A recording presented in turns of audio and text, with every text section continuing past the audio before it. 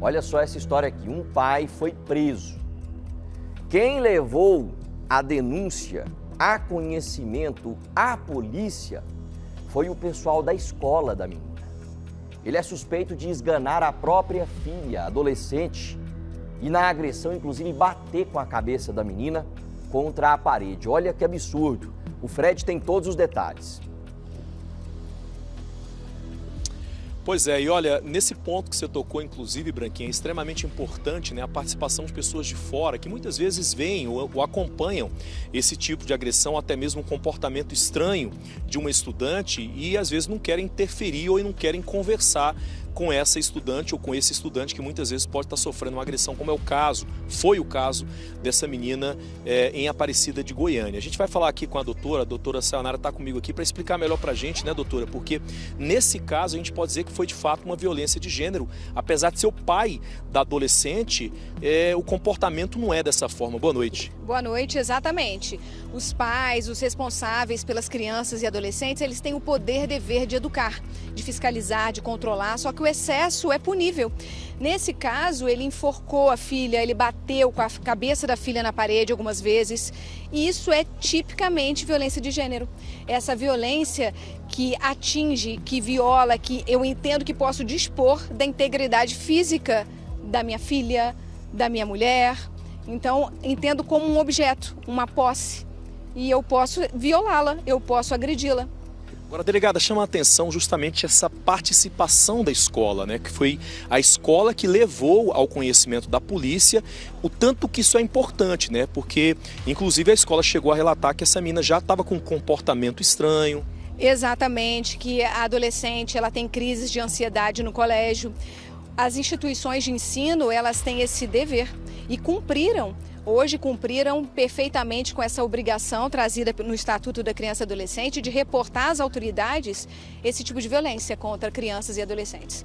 O pai chegou inclusive a confessar, diz que tinha se exaltado, mas pelas imagens que a gente vê inclusive do pescoço dessa adolescente, algo pior poderia inclusive ter acontecido.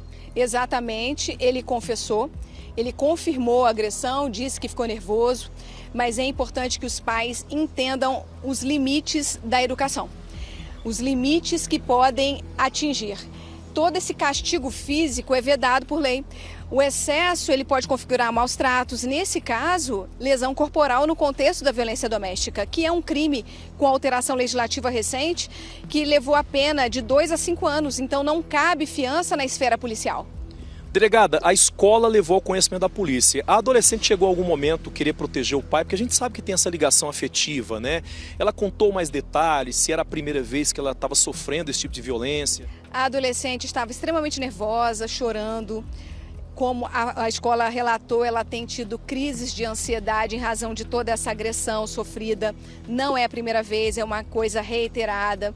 Então é necessário combater essa violência doméstica.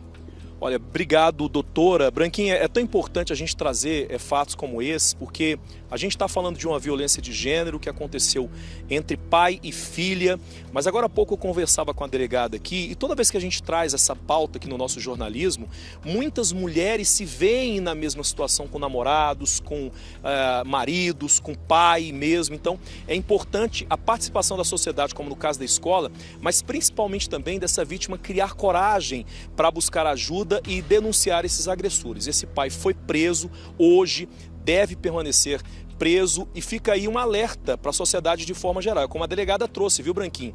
Ninguém é de ninguém, pode ser seu filho, mas a educação tem que ser feita de uma outra forma, não dessa maneira que esse homem, de aproximadamente 45 anos, acabou tendo aí, infelizmente. Quero até aproveitar aqui, Branquinho, para parabenizar não somente a delegada, como a equipe dela em Aparecida de Goiânia, que tem feito um trabalho de excelência com relação a isso.